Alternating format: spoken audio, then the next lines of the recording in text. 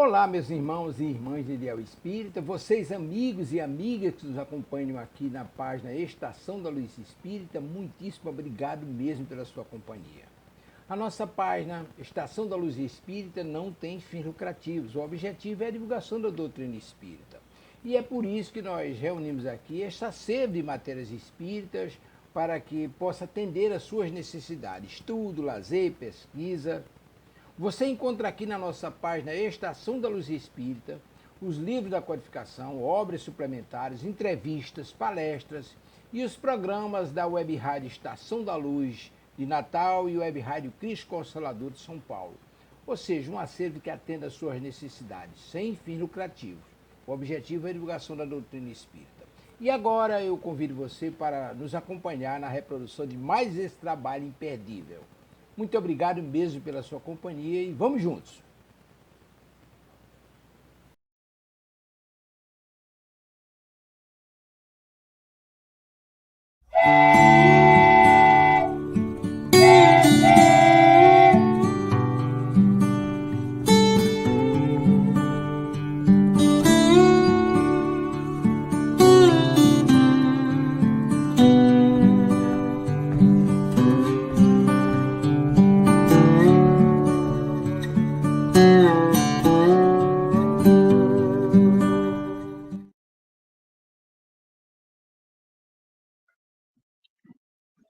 Muito boa noite para vocês que estão nos acompanhando aí online. Muito bom dia ou boa tarde para vocês que vão nos acompanhar depois pela transmissão online. Sejam todos e todas muito bem-vindas e bem-vindos a esse nosso encontro da noite de hoje para conversar um pouquinho mais sobre essa obra de André Luiz, Os Mensageiros. Boa noite para vocês todos que estão nos assistindo. E que nós possamos iniciar com a presença de Jesus, igualmente com vocês aí. Olá, minha irmã, meu irmão. Olá, você. Nós estamos muito felizes com a sua presença e agradecendo naturalmente a espiritualidade amiga e a Jesus por nos proporcionar os recursos da tecnologia, a fim de que nós pudéssemos estar irmanados nesta noite, nesta hora abençoada, estudando um pouco mais do livro Os Mensageiros. E nós temos, para início, algumas perguntas que foram colocadas, nós agradecemos imensamente. Odilon, tem umas perguntas que são muito boas. Da Alba Anunciada Ribeiro. Ela é de Salvador, Bahia. Alba, muito obrigado pela sua participação. Continue. Levindo Dias. Autismo, por agora, é uma patologia sem curas pela ciência dos homens. Do homem. No nível espiritismo, poderá se sanar uma cura um dia. Eu tenho uma dificuldade, gente, para ler depois do AVC. A próxima eu vou deixar para a Rita ler. Então, não, vou deixar para você. Olha, é uma pergunta muito significativa, porque ela está dizendo, olha, de fato, pelo que se tem de medicina hoje, autismo ele não tem cura. Tem algumas medicações que são coadjuvantes para aliviar os sintomas, principalmente daqueles quadros de autismo mais severos.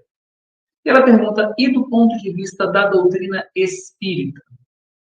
Do ponto de vista da doutrina espírita, nós temos as explicações das causas do autismo, mas cura propriamente dita, não. Porque o autismo, ele acontece por conta de uma falha na programação do cérebro.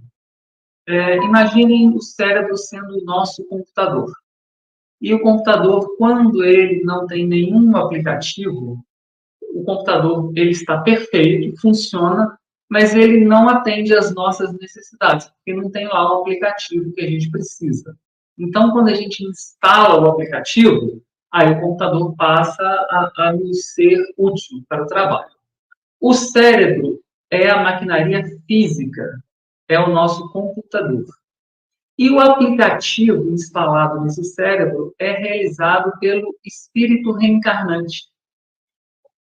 Segundo pesquisas, e aí nós vamos encontrar o Dr. Hermínio Miranda, que fez muita pesquisa sobre o autismo acontece por conta de uma falha nessa programação. O espírito muito fechado em si mesmo, por questões espirituais, por questões do seu passado reencarnatório, que não tem assim, o menor objetivo de ficar aqui especulando. Cada um de nós é um ser único e com o passado que nos cabe. Por conta disso, nós não programamos o nosso cérebro, não instalamos o nosso aplicativo no cérebro. Ou seja, quando a gente está encarnado, a gente vai ficar debilitado nesse aspecto. O autista, ele é alguém que não criou um eu para si mesmo. Portanto, cura não há. No entanto, tanto a medicina quanto a doutrina espírita, através dos tratamentos oferecidos, podem oferecer meios para auxiliar a minimização dos sintomas e melhorar a qualidade de vida daquele que veio portador do autismo. Odilon, tem mais perguntas? Não, temos sim. O computador aqui agora resolveu fazer graça. Enquanto o Levito conversa com vocês, deixa eu dar uma olhada no nosso computador. Vamos falar em aplicativo, o computador se aborreceu. Se aborreceu, porque parece que essa tecla está errada. Vamos descobrir esse mesmo. Já. Mas é teimoso. É teimoso. Teimoso. Mas nós temos um amigo nosso que está nos ouvindo. É o senhor Rodrigo Reis, aliás, muito amigo, trabalhamos juntos muito tempo nas obras do Rodoanel, nas obras do metrô Rio. E o Rodrigo é uma pessoa muito aplicada e ele também conhece essas manhas de computador. O mouse não está querendo mover a barra de rolagem, veja só. No caso, agora ele está travado mesmo. Está travado? Vamos reiniciar a pessoa. Pode reiniciar. Mas o Rodrigo tem um filho que foi diagnosticado como autista. E aí, Odilon, é uma situação, às vezes, difícil para os pais confessar a um amigo a existência de fenômenos dessa natureza, porque os pais, de um certo modo, se sentem culpados pelo filho ter uma certa excepcionalidade, né? Mas a gente sabe que o amor e o carinho conseguem vencer quaisquer barreiras, né? Quaisquer barreiras. E então, eu conversando com o Rodrigo, e naturalmente, evidentemente, eu não estava falando assim, de uma maneira assim, chantagista, mas como um amigo, com o desejo sincero de ajudar. Quanto também, eu creio que tem um amigo nosso que está também nos ouvindo, é o Douglas, é um engenheiro de Santo Antônio do Aventureiro, que também tem uma filhinha que foi diagnosticada como autista. Então, para todos dois, eu dei a seguinte receita, Odilon. Quando a criança estiver dormindo, papai e mamãe vão chegar sem despertar a criança. Mas falar em uma voz assim baixinha, papai te ama, papai está aqui pronto para te ajudar a vencer todos os obstáculos que surgirem. Mamãe está aqui, mamãe segura qualquer barra. E sinta-se à vontade. Porque naquela teoria do autismo sendo resultante de um complexo de culpa, quando a criança chega ao mundo, ela tem um certo medo. E você pode perceber um detalhe muito interessante. O autista, ele não consegue te olhar nos olhos, porque ele sente medo da censura. Agora, em compensação, ele se dá muito bem com os animais, tanto é que existe a terapia com os cavalos, né, e tudo. Por quê? Porque ele sabe que o animal, sendo inferior, ele não vai exigir, não vai exercer nenhum julgamento, né? Então, por isso, essa facilidade. E o nosso amigo Rodrigo, ele passou, então, a ter esse comportamento em casa. Quando ele levou o filho novamente para uma visita de 30 ou 60 dias ao psiquiatra, o psiquiatra ficou assim, assustado com a melhoria tão grande que a criança apresentava. Então, gente, isso é uma coisa, é uma terapia que funciona e funciona muito bem. Nós poderíamos até dizer que essa terapia não é do Levino. Essa terapia aprendi com quem? Com Divaldo Pereira Franco. Então, poderíamos dizer que isso é uma terapia espírita, né? A gente está conversando com o espírito enquanto o corpo dorme. Enquanto o corpo dorme. E aí, o que acontece? Quando ele se sente apoiado pelo papai, apoiado pela mamãe, automaticamente ele se encoraja para se lançar nesse mundo de aventuras, né? Não sei se você concorda comigo, irmão. Concordo totalmente. Aliás, não só para os quadros diagnosticados com autismo, mas sim, para outros quadros também de psicológico ou psiquiátrico, conversar com o espírito enquanto o corpo dorme, nessa tonalidade de oferecer confiança e tal, ela é, vamos dizer, eficaz em todos os quadros. Exatamente. Porque você fez uma observação muito importante. Porque existem diversos outros problemas, né? Como, por exemplo, aquela criança que chora sem parar, sem nenhuma causa, e você procura de toda maneira, não encontra a causa por que ela está chorando. Então, nesses casos, ou a criança muito rebelde também funciona do mesmo jeito, né? E, inclusive, a voz da mãe, e a mãe bem pertinho, de preferência, se tivesse jeito da criança ouvir os batimentos cardíacos da mãe, aí a eficácia é dobrada. Porque a criança lembra daquele período do ventre, sim, quando ela ouvia os batimentos cardíacos da mãe. E são experiências já realizadas, por exemplo, o Hospital Geral do Bom Sucesso tinha um serviço de apoio à mãe e a crianças, principalmente a mães de prematuros, porque geralmente a mulher, nessa sociedade, todo mundo bota culpa em todo mundo, né? É uma tristeza isso. E muitas vezes o prematuro, um filho de um pai ignorante, ele logo já lança em face da mãe. Você que é culpada. Você não presta nem para criar. E palavras grosseiras, duras, né? E a criança também está ouvindo esse descontrole do pai. Tudo isso desequilibra profundamente, tanto a mãe quanto a criança. Então, no Hospital Geral de Bom Sucesso, tinha um serviço de apoio. E você sabe como que eu tomei conhecimento desse serviço? Através de uma autora francesa. Isso é uma vergonha, né? Porque não existe, né? Ninguém fala nada aqui no Brasil, as coisas boas, ninguém fala nada. Só fala de azar, de acidente, de morte e coisas dessa natureza. Gente, nós já passamos da hora de cultivar em nós a boa palavra, os bons assuntos.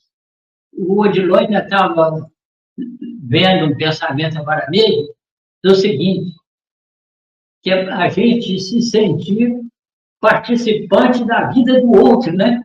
Apoiando de natureza positivamente a vida do outro. O autista é super, ele tem uma energia, né? É elétrico. É elétrico. Não fala. A aula faz outra pergunta. Vou deixar a Rita ler, porque eu sou péssimo para ler. É a mesma, né? A pergunta que não quer calar o senhor Daniel Douglas Fome. Douglas Home. Vive atualmente com quase 100 anos no bairro de Pau de Lima e tem uma mansão com um portão de ferro na cor azul na entrada.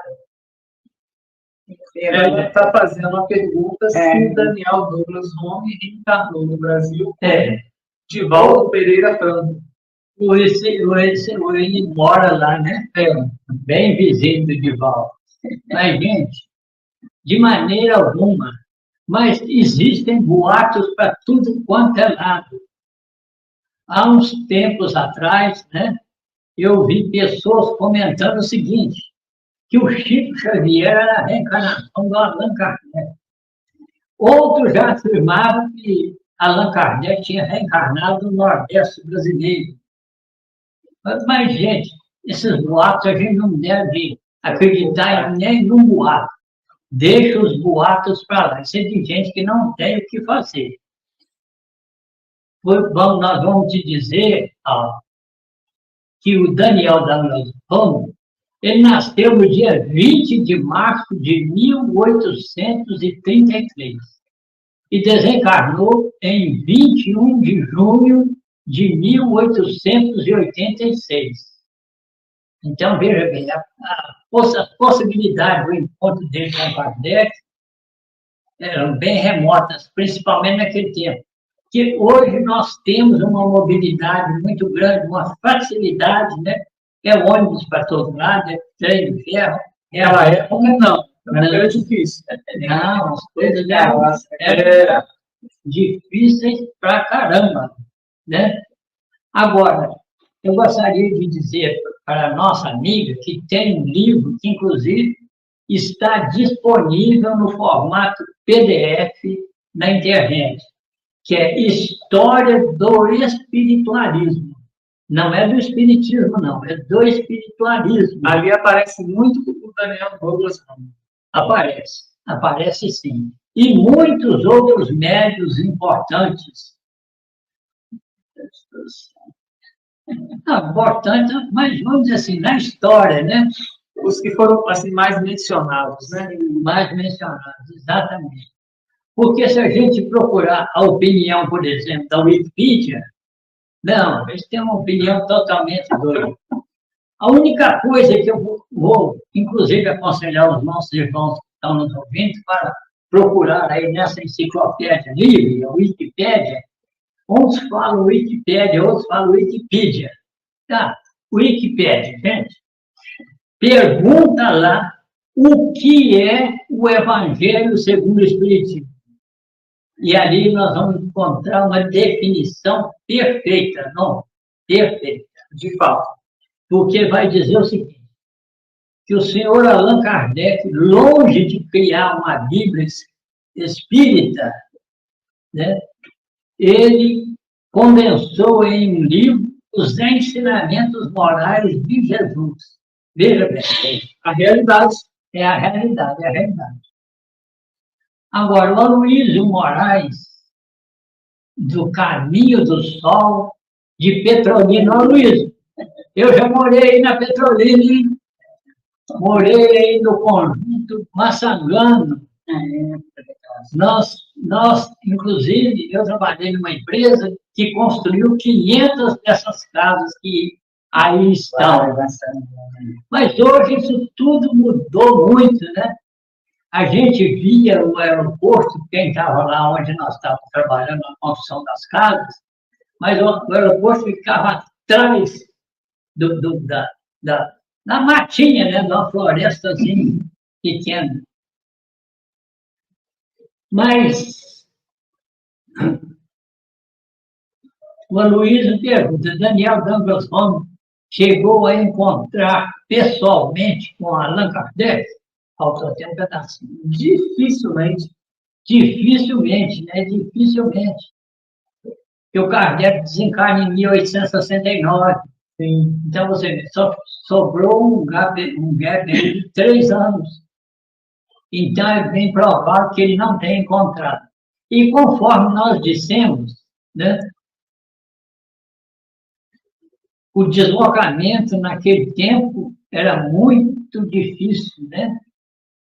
Mas não, tem aí uma outra pergunta da Hilda Farias, de Ponta Negra, Natal. Olha só que bacana. Hilda, muito obrigado pela sua participação.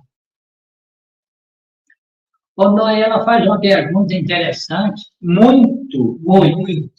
Por que dizem que o Espiritismo não tem rituais ou sacerdotes, porém tem presidente, os vices, palestrantes, coordenadores, preces, leituras, comentários, preces outra vez, crachás, bata, doutrinação, entre outras tantas.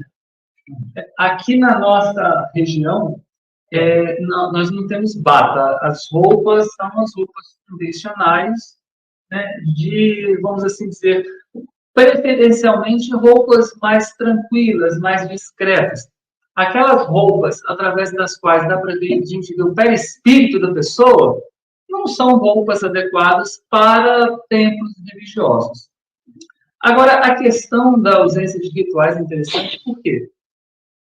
A casa espírita, ela é uma instituição. E, como instituição, ela tem que seguir as regras da Constituição brasileira. Toda instituição, independente dos fins, no caso da doutrina espírita, a casa espírita é uma instituição sem fins lucrativos e de origem religiosa. Ela precisa de ter um representante legal. Alguém, por exemplo, você vai abrir uma conta para a casa espírita, o representante legal é que tem a sua procuração registrada em cartório para que ele represente a casa espírita. E se houver algum problema, precisar de requerer algum serviço de água, de luz, de esgoto, até problemas mais sérios, de justiça e tal, é necessário que haja um representante legal. Por isso nós temos o presidente, o vice, e toda instituição, de alguns anos para cá, toda instituição, com ou sem fins lucrativos, ela precisa de ter um conselho fiscal. Esse conselho fiscal são as pessoas que assinam como testemunhas para o tesoureiro pagar as contas. Então, chega no final do ano, vamos ter que declarar um imposto de renda da casa espírita, que mesmo sendo isento, tem que declarar. Aí o tesoureiro assina que ele gastou X, pagando água, luz, comprando água, mineral, colocando no bebedouro, pagando alguma manutenção. A casa espírita que a gente frequenta recentemente passou por um trabalho de descupinização no madeireiro do telhado. Tudo isso foi pago, o tesoureiro assina e o conselho fiscal assina dizendo que aquilo é verdade. Então, tem que haver uma diretoria constituída para que esteja tudo regular do ponto de vista da Constituição brasileira. E é bem evidente que, nas reuniões, existe aqui a gente já nem usa mais a palavra coordenador, né? É o facilitador, que é aquele indivíduo que sabe que tem a responsabilidade de abrir reunião na hora certa, conduzir a reunião de uma forma harmônica e encerrar a reunião no horário correto, de uma forma bem feita, vamos assim dizer, para não deixar que aconteçam ali bate-bocas desnecessários, para evitar que o assunto saia pela janela e se perca. Então, existem os facilitadores que têm essa prerrogativa. E é lógico, né, pelo fato de ser uma instituição religiosa, nós temos as nossas leituras, temos as palestras de esclarecimento, temos as aulinhas espíritas de evangelização, temos as reuniões mediúnicas, que é o grande laboratório onde o mundo visível entra em contato com o mundo invisível, e tudo isso estruturado da melhor forma possível para funcionar da melhor forma possível, né? Perfeitamente, não. E um aspecto também que a gente chama atenção é o seguinte: os rituais, né? Sacerdócio organizado e tudo, já vira um negócio quase que profissional, né? E rituais são coisas externas, são coisas externas. Você veja bem, meu amigo, você que nos ouve agora, eu vou dar um exemplo, né? Ela perguntou também sobre crachás. Não, não usamos crachás. Na Viagem Espírita de 1863, alguém perguntou ao Kardec se os espíritas não deveriam ter uma palavra, uma senha previamente combinada. Ele disse, não, essa senha pode ser copiada e pode ser muito mal utilizada, inclusive querendo se utilizar o nome do Espiritismo. Veja bem que Allan Kardec tinha uma grande precaução, porque tinha gente, já naquele tempo, querendo ganhar dinheiro com o Espiritismo. Então, gente, eu falei que ia dar um exemplo. Você veja, uma leitura que é sempre constante nas casas espíritas, aqui da nossa região, é exatamente aquela passagem do Zaqueu. O Zaqueu subiu no sicômoro para ver Jesus passar. Ele era de baixa estatura moral. Exatamente. Agora, e o que é o sicômoro? Então, nós buscamos interpretar o que é esse símbolo. O sicômoro é uma figueira, é um pé de figo. E o figo é a única fruta que existe aqui no planeta cujas flores são internas, ninguém vê. Então, vamos dizer assim, no simbolismo, ele se aproveita da seiva da árvore para fazer desabrochar as flores internas. Então, o Espiritismo tem esse caráter de nos convidar para desabrochar as nossas qualidades íntimas. Tanto é que no Evangelho segundo o Espiritismo, há uma mensagem do Erasto, há uma pergunta. Se dentre muitos dos chamados, poucos são os escolhidos, por quais sinais se reconhecerão os verdadeiros espíritas? Em síntese é isso, vós os reconhecereis pela sua transformação moral, pelos esforços que fazem no sentido de se mortificar. Percebemos?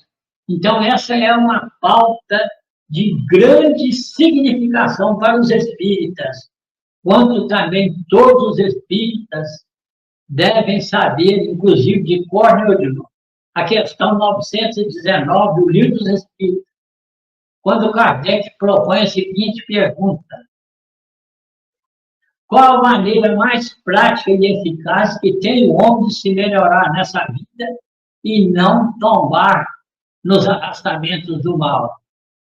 Aí o Espírito vai responder: um sábio da antiguidade já vos disse, homem, conhece-te a ti mesmo. Então, essa frase é do Sócrates, né? Que ele pegou lá no oráculo de Delfos, né? Exatamente. Estava escrito bem no pórtico do 400 anos antes de Cristo. Então, percebemos, gente, como que é o caráter da doutrina espírita, é exatamente melhorar a pessoa intimamente e não fazer como os fariseus, Lembra lá da Bíblia, né? Jesus vai dizer assim: quando orardes, não façais como os fariseus, né? Que oram nas esquinas das ruas para serem vistos. Então, gente, mas quando orardes, entrar em vosso aposento, no aposento íntimo, e em secreto orai ao vosso Pai que está no céu. Percebemos, gente? Eu acho que ficou bem respondido. Não, ficou ótimo. Então, hoje nós estamos no capítulo 15, né? Então, vamos lá para o capítulo 15. 12, 13, 14, 15. A viagem. A viagem. Estão se preparando lá no mundo espiritual. Exatamente. E a Rita que vai ler para nós. Ou a Rita ou o Ortiló. Ah, a vez é da Rita. Beleza. Depois de empregarmos o processo de condução rápida, atravessando imensas distâncias, surgiu uma região menos bela. Alguma coisa que eu não podia compreender impedia-nos a volitação com facilidade. Creio que o mesmo não acontecia ao nosso instrutor, mas Vicente e eu fazíamos enorme esforço para acompanhá-lo. Aniceto percebeu. Será conveniente utilizarmos a locomoção. A atmosfera começa a pesar muitíssimo e não devemos andar muito distante de Campo da Paz. Não precisaremos ir até lá, todavia, descansaremos no posto de socorro. Mas que é isso? Então, gente, vamos ver o próximo, né? Para depois me comentar, né? Isso. Estamos penetrando a esfera de vibrações mais fortes da mente humana. Achamos-nos a grande distância da crosta, entretanto, já podemos identificar desde logo a influenciação mental da humanidade encarnada. Nesse instante, chegáramos ao cume de grande montanha envolvida em sombra fumarenta. No solo, desenhavam-se trilhas diversas à maneira de labirintos bem formados. Observando-nos a estranheza, Aniceto falou com otimismo: sigamos. Neste momento, ó Deus de bondade, alguma coisa imprevista me felicitava o coração. Contrastando as sombras raios de luz, desprendiam-se intensamente de nossos corpos. Extraordinária comoção apossou-se-me da alma. Vicente e eu ajoelhamos-nos a um só tempo, banhados em lágrimas, enviando ao Eterno os nossos profundos agradecimentos em votos de júbilo fervorosos. Estávamos embriagados de ventura. Era a primeira vez que me vestia de luz, luz que se irradiava de todas as células do meu corpo espiritual. Aniceto se mantinha de pé, a contemplar-nos com a expressão de alegria, falou comovidamente: saibamos manifestar ao Pai o nosso reconhecimento. Beleza. Quer comentar? Então, olha, eles estavam agora partindo numa viagem para visitar regiões de vibração espiritual muito densa. E sempre essa passagem me choca muito, porque o André Luiz falou que do local onde eles estavam até as proximidades dessa região, eles foram muito rápidos. Ele não se deu conta como que aconteceu a viagem de tão rápida. Aquilo que nós conhecemos como volitação. Mas, de repente, eles começaram a ter dificuldade, porque ele falou, olha, volitar, que é flutuar no ambiente. Aqui onde a gente está, ou seja, lá naquela região inferior, não estava fácil. Então, os mentores que estavam ali guiando aquela viagem, aquela incursão para um propósito que vocês vão ver em seguida, eles começaram a se distanciar porque o André não estava conseguindo acompanhar naquele momento. Exatamente. E, de repente, quando eles chegam num determinado local, eles olham lá para baixo, trilhas. naquela névoa, começavam a se destacar. E a luz deles também, né? Também. Gente, que maravilha deve ter sido este momento, né? E eu insisto, inclusive, nesse assunto, não, que logo depois nós vamos ver a prece de Ismael, né? E quando a Ismael ora, parece que tem um sol dentro do peito. O seu rosto parece um globo de luz, né? É igual as materializações luminosas, né? Sim, sim. Então, parecia como se fosse globos em formato de gente caminhando pelo salão. Então, gente, para que isso aconteça com você, o que é preciso?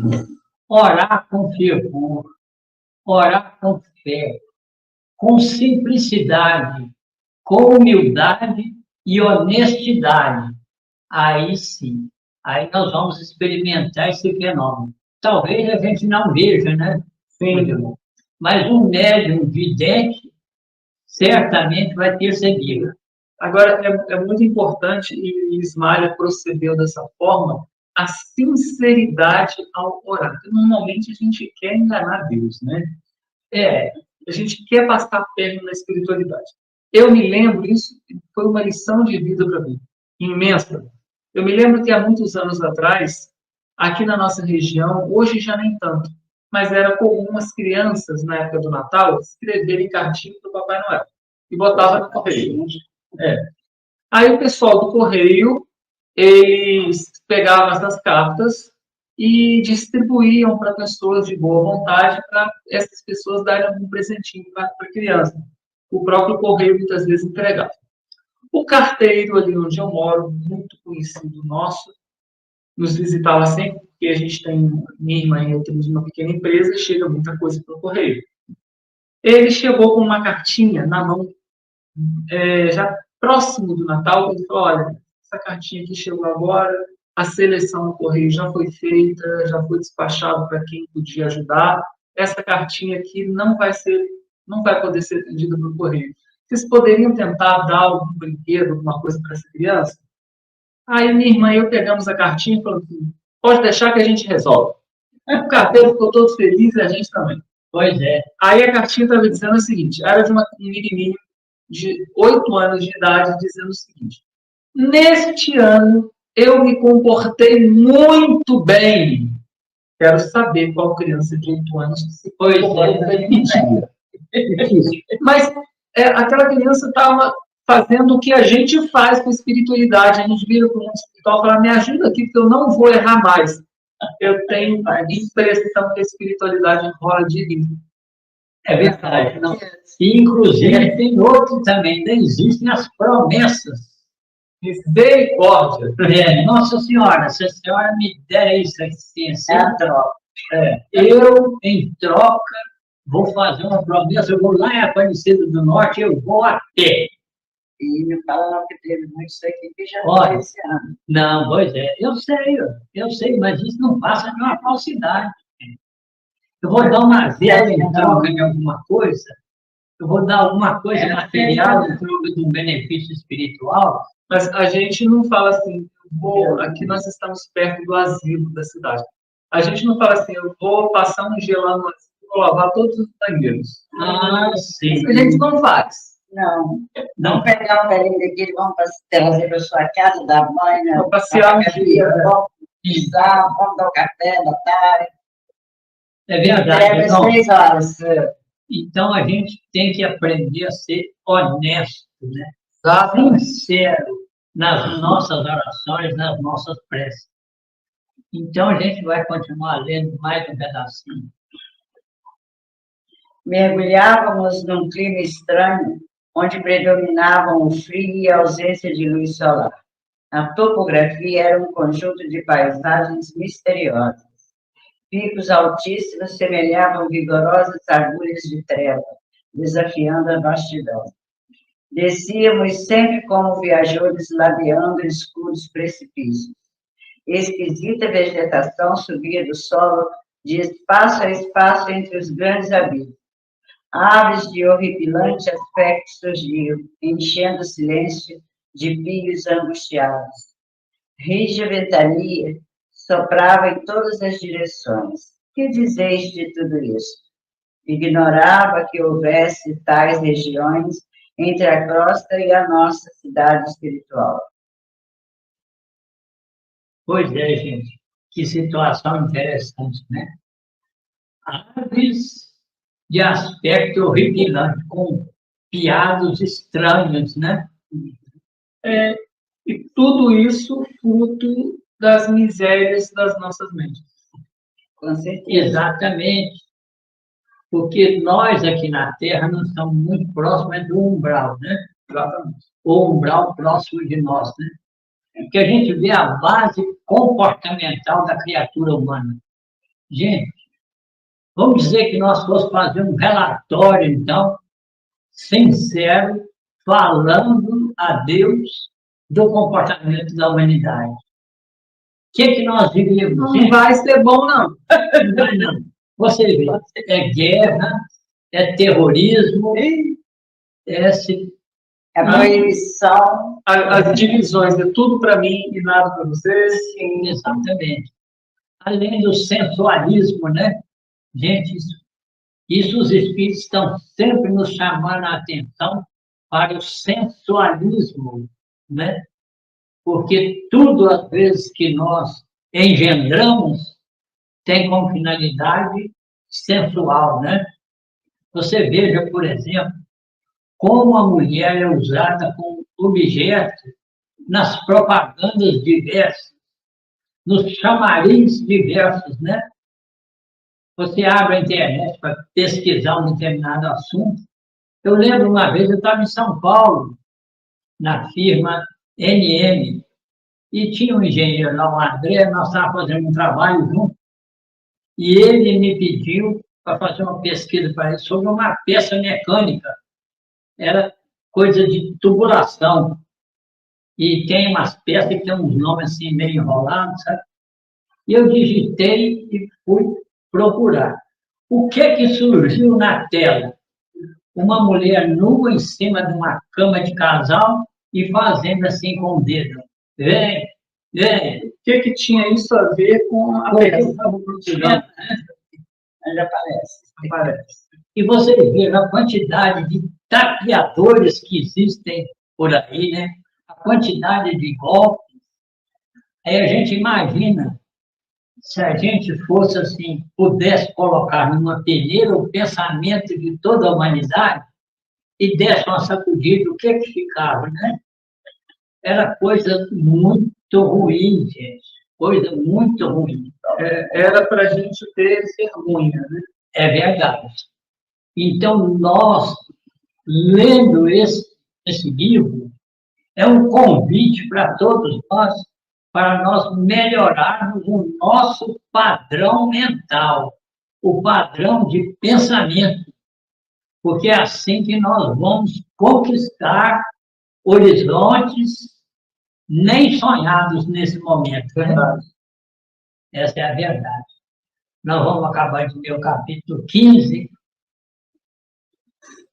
Já acabamos de ler, né? Esse mês já. Então, beleza. Ainda tem mais um pedacinho, né? Do Aniceto. Aniceto, sempre amável, respondeu: todo este mundo que vemos é continuação de nossa terra. Os olhos humanos veem apenas algumas expressões do vale, sofrem limitações em que se exercita para a verdadeira visão espiritual, como nós outros, e observando agora alguma coisa, não estamos igualmente vendo tudo. A eletricidade e o magnetismo são duas correntes poderosas que começam a descortinar para os encarnados dos infinitos potenciais do invisível. Há outros mundos sutis, dentro dos mundos grosseiros, maravilhosas esferas que se interpenetram. É um chamamento interessante. A gente se acha conhecedor de muitas coisas e a grande grande parte, a maior parte da realidade da vida ainda não nos é perceptível. Exatamente.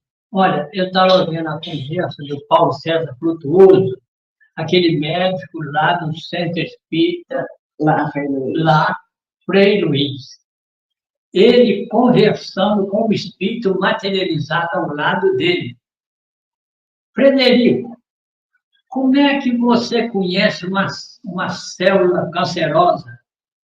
Ele disse, pela visão, eu vejo, é pela cor e pela vibração da célula. E o Paulo César, você sabe como é que é? Ele tem aquele desejo científico insaciável, né? Ele tem uma perspicácia para perguntar. Exatamente. Aí ele pergunta, mas como você vê essa célula? Aí o Frederico falou assim, eu vejo como se a pessoa não tivesse pele, ou seja, transparente. Aí o Paulo César foi mais a fundo. Mas você vê as organelas que tem dentro de cada célula? E ele, assim, o Frederico, normalmente... Numa tranquilidade. Vejo sim. Então é assim que eu curo. Aí o Paulo César está fazendo um comentário. Como é que Jesus curava aqueles cegos? Ele agia exatamente na estrutura atômica dos olhos. O Paulo César perguntou para o Frederico, no final de tudo, se o Frederico, o espírito, né, que estava lá materializado, se ele via a estrutura atômica das células. Ele disse que ele, Frederico, não, mas que outros que estavam acima viam. Viam, exatamente. Aí, com isso, o que é que acontece? Esse bate-papo foi muito interessante, não? Porque nós vamos descobrindo a quantidade que nós ainda somos cegos, né? A gente só vai descobrir o quanto é grande a nossa ignorância.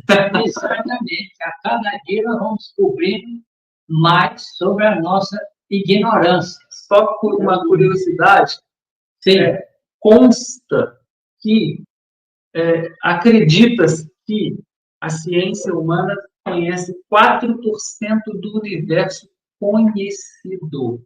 Mas a gente já sabe que o universo conhecido ele é extremamente pequeno dentro do universo que existe. Exatamente. E vamos dizer, o André Luiz até nos nasce uma palhinha lá na Evolução em 2 Mundos, né? Sobre as galáxias. Gente, nós estamos muito analfabetos. Muito analfabetos. E só tem um jeito de nós arrancarmos o analfabetismo. Estudando, lendo, participando. E nós aqui estamos na disposição de fazermos juntos a leitura de todas as obras do André Luiz. Alguma coisa nós vamos empacar, né? Certamente. Mas com esforço a gente vai conseguindo superar e entender. Então vamos continuar lendo. Procuremos interromper os efeitos luminosos do nosso corpo espiritual. Bastará que pensem com vigor na necessidade dessa providência.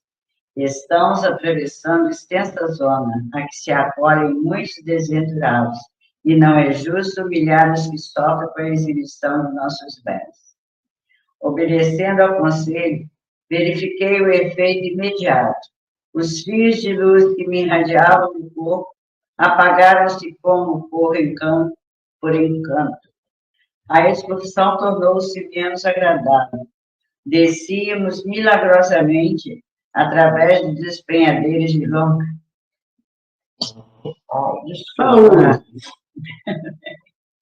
através de despenhadeiros de longa extensão. A sombra fizera-se mais densa, a ventania mais lamentosa e impressionante. Eu não queria fazer um comentário pequeno. Você vê, o André, quanto também com seu amigo, eles fazem uma força mental para apagar as suas luzes, a fim de não humilhar os outros. Exatamente, a preocupação do iniciado. Eu outro dia vi aí nessas coisas aí de internet, um negócio, o Chico Xavier chegou no Titã e estava lá comprando uns tomates. Ele pegava um tomate bom e um tomate ruim. Aí uma senhora viu aquilo e pensou até que o Chico estivesse assim, meio perturbado, né? Como é que vai, Chico? Tudo bem? Tudo bem. Mas, Chico, por que você está pegando um tomate bom e um tomate ruim? Ah, minha irmã, é porque se eu pegar só os bons, aí vai sobrar só os ruins para as outras pessoas. Então, aí a gente vai aprendendo que nós estamos longe de nos tornarmos verdadeiros cristãos, né? Então, gente, e essa leitura nos leva a essas reflexões. Saúde! E essas reflexões são ótimas. Puxa um bocado as orelhas da gente. Mas é o que nós estamos precisando, é isso mesmo. Um pouquinho. Então, agora nós vamos chegar no Porto de Socorro, no capítulo 16. A Rita vai ler para nós, então, o trechinho. Por favor, Rita. Deslumbrava-me a visão do castelo soberbo. Fiquei admirado com a segurança. Cercavam-na pesados muros numa extensão que meus olhos não conseguiam abranger. Fiquei admirado. Pomares e jardins maravilhosos perdiam-se de vista. Turmas variadas de homens e mulheres dedicavam-se a serviços múltiplos, um ambiente harmônico. Esta página reflete o estado mental dos que vivem neste povo. Cada lugar mostra a influenciação dos filhos de Deus que o habitam. Perfeitamente.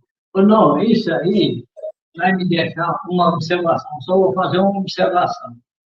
Aquele negócio do familiar ou da pessoa que desencarnou, fulano de tal descansou.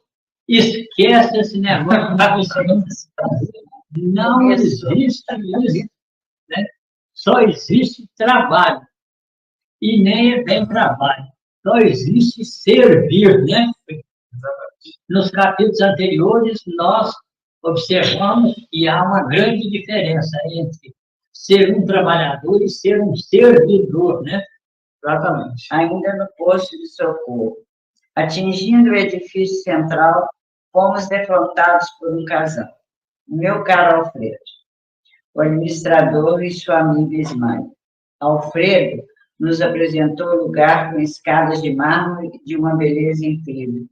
Observei um grande quadro com o martírio de São Denis e o apóstolo das Galhas parecia uma cópia do pintor francês Monet. Alfredo, percebendo, disse: engana-se, nem todos os quadros ou as grandes composições artísticas são originariamente da Terra.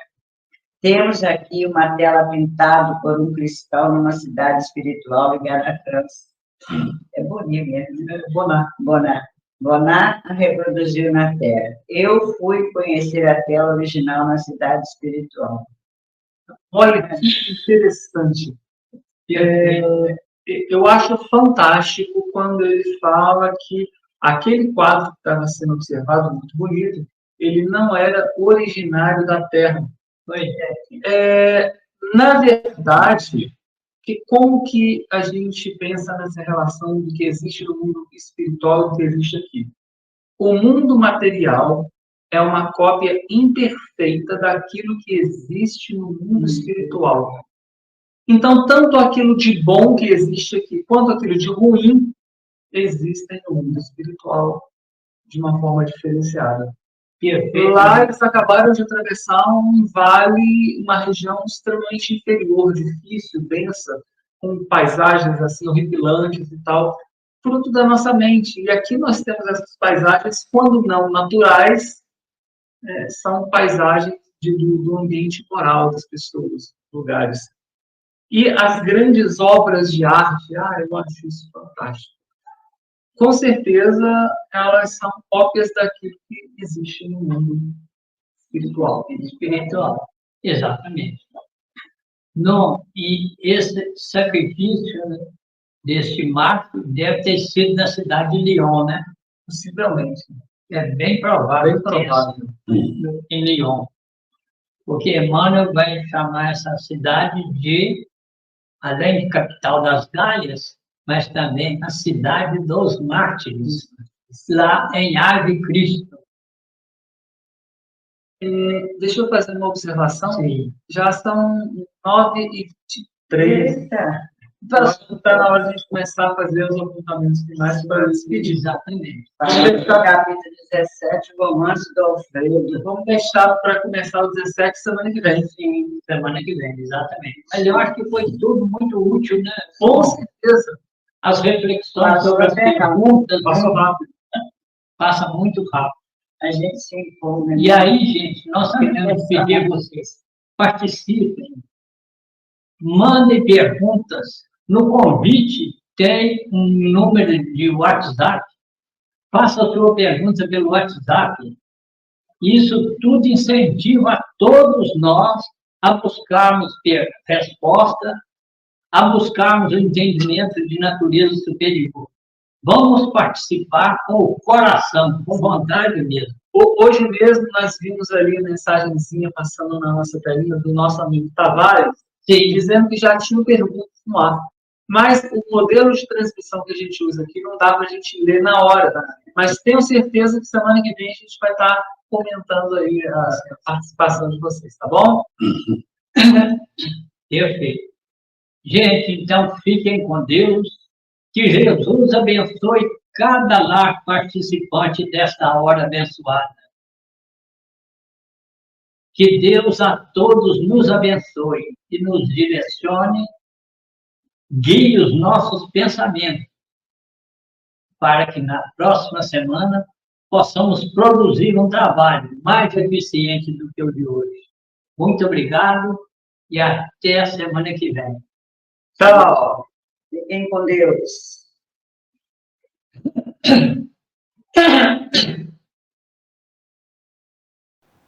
Chegamos ao final da nossa atividade. Muitíssimo obrigado mesmo pela sua companhia e espero você no próximo evento.